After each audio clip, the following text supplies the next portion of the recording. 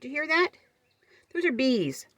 They torment me. As soon as they know my windows or my door is opened, they get in the house and they torment me all day.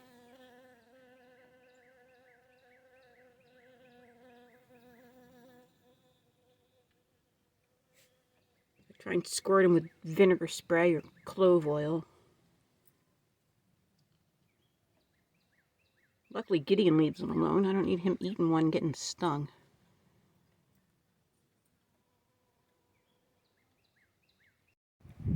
Well, my truck's been sitting dead for like 2 weeks now, so I'm going to see if this jump box will actually charge the battery enough so I can start it today. Wish me luck. Well, let's go see if 45 minutes on the charger made a difference. Hopefully she starts.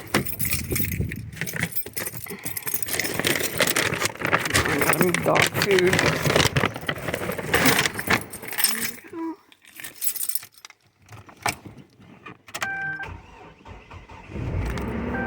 Oh yeah, you hear that? She started. Now to get out without rolling backwards because my parking brake is broken. Oh shit. Well, I was asked by one of you viewers if I would do a video on hooking up my trailer, any tips or tricks that I have. I've got quite a few. Let's get into it. First of all, you want to keep your wheel chocks on, and you want to remove your stabilizers. Now, this is probably going to freak Gideon out. He's going to hide under the bed. Lefty loosey, righty tighty.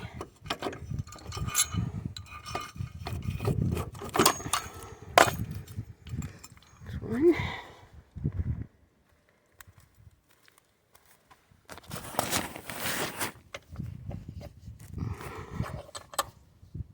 Come on. Let me put it down a minute. This is the hitch from the trailer. It's the tongue. And this is your coupler. And always have a pin lock on it. So it makes it difficult for people to steal your trailer. And this is your coupler lock. And your crank to raise and lower the tongue. Now this is what you balance, or not balance, level out your trailer with front to back. You always use your tongue. And you use wheel lifts. I have Lego blocks, where you can use planks of wood to level side to side. But use your tire set. Don't ever use your stabilizers. All right, we're going to crank this up. You have to make it higher than what the ball on your tow vehicle is. Once you take your pin lock out, you want to pop this lock. This is what holds your ball. I look like I was bleeding. This is what holds your ball up into your coupler here. So you always want a pin lock so it doesn't come off when you're traveling down the road. Okay guys, so here we got the truck, our tow vehicle backed up. We got the ball underneath our coupler, and this is your receiver in here. It receives this that holds the ball, and you crank it down.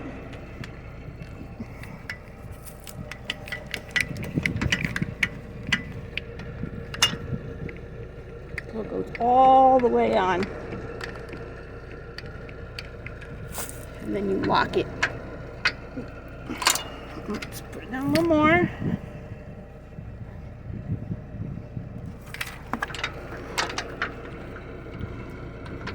And you lock that. This locks the coupler onto your ball. Whatever you do, don't stick your fingers up in there because it's not set it right. That could fall on, take your finger off. And you put your pin lock back in here, this thing, or whatever one you have. Always put it in there. If not, this has come off at times on other people's trailers, and this can pop off your ball. And here are your tow chains. Ouch. There's one tow chain, and you cross these, and they go on. Men, you might disagree with me, but they go on from front to back this way. This one goes over here. There's the hole.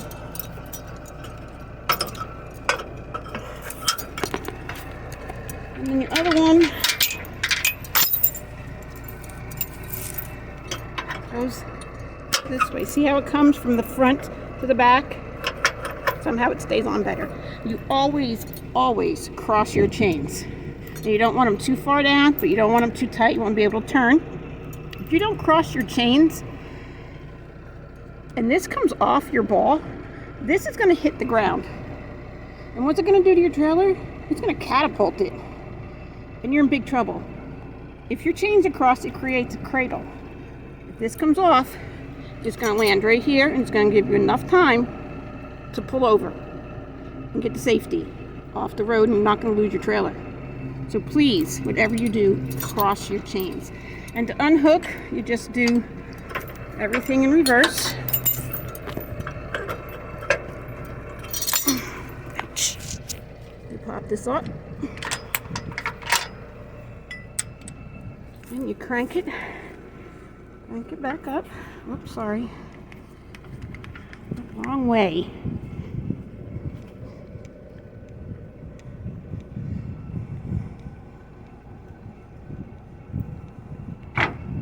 There we go.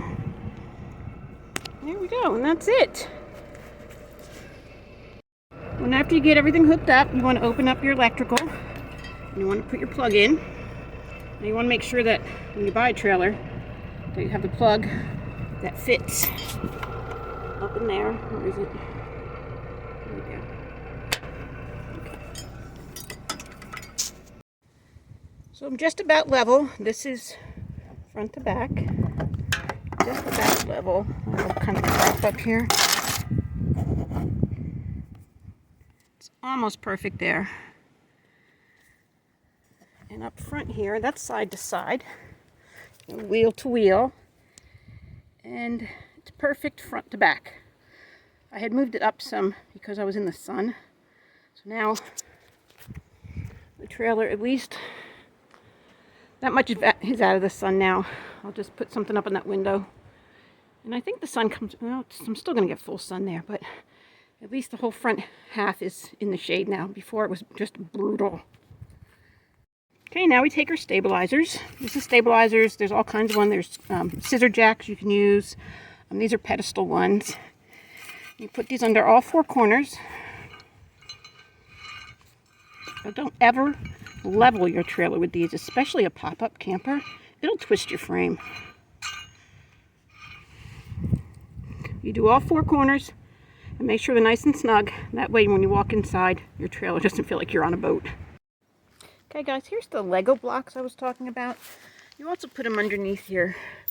This is your tongue plate or jack foot, jack plate. Some lighter trailers have wheels. The heavier ones have a plate like this.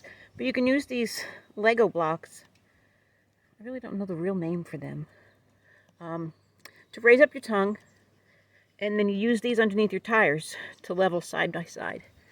Remember we talked about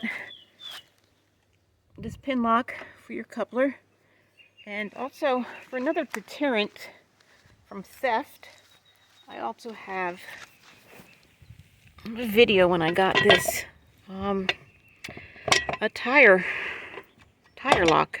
It's just a deterrent to keep thieves from trying to steal your trailer. If they really want it, they'll get it. And these are chocks, your wheel chocks. Always have them, but always remember to remove them before you pull away. And the stabilizers I got put on each corner now except one, because I only have 3 of these, and the other one that came in my vintage trailer is humongous. And recently I just picked these up. I picked up a pack of 4 of these. They are so bright. They were 10 bucks on Amazon. I remember I'll put the link in the description. I got the trailer all set back up. I pulled her forward some, so now most of it's in the shade. It's not shady right now, but what a difference it made yesterday. When she was back farther and in full sun, this left side here, oh my God, it was kind of brutal. I didn't want to get my air conditioner out yet. And we got the truck started again and backed her in. But I called the garage today, and this garage, which is in town, instead of having to drive over an hour away to Wichita Falls, was almost $1,700 cheaper to get my starter and alternator fixed. I can't believe the difference in price, so I'm going to go there. And after you get your trailer all hooked up, you know, you're onto the ball, your chains are crossed and attached, and your lights are plugged in. If you have someone with you, have them go to the back of your trailer and check your brake lights, the 2 on the bottom here, And there's one up top. Check them, make sure they work. Check your blinkers and check your flashers. And if you're by yourself, well, if you don't have a reflection on a wall or something to check your brakes, at least check your blinkers and your flashers. If they're working, your brakes are probably working. But my running lights went out when my son rewired my light bar, so I don't have any running lights. And those are lights that stay on, you know, when you're traveling. That's one of them. I have these right here that are my running lights. So I'll make sure that I'm off the road before dark. I found these vegan cookies, the kind that are already made and you just throw them in the oven at, what's the name of the store? Oh, United Grocery here in Texas. These are pretty good. They're chocolate chunk and one there. And I also found these dark chocolate ones. I'll throw them in my air fryer. I'll cook up some nice hot cookies. I'm going to put in my air fryer here. This is my air fryer. It's a Gourmet. I got off Amazon for about $70. Oh, it's not very big. It's a little bigger than my hand. Or the cat is in the way. Hey, Gideon. I put about 12 minutes. I broke the temperature thing off up here, but needle nose pliers moves it. But I keep it on 350 and it seems to cook everything, and believe me, I bake everything in this thing. It's great to have in small space, and it works off my Jackery. I run it about 10 to 12 minutes to cook a pizza or a sweet potato. It's great. I wouldn't be without one. But I'll come back and let you see what the cookies look like. Here's the silly cat.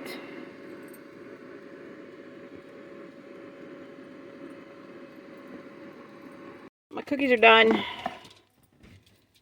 They're a bit overdone. I was busy with the dogs. Darn it. Well, they're still going to taste good anyway. I'm going to let them cool for a few minutes and then taste them. Okay, here are my cookies. It's a chocolate chip one. See, the air fryer did a pretty good job. I've already had that kind. It's pretty good. This is a chocolate. I don't know if it's dark chocolate chunk or chocolate brownie bites.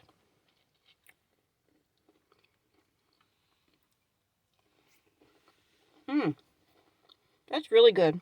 Be good with a nice cold glass of chocolate milk. Alright guys, thanks for watching. Take care and I'll see you again.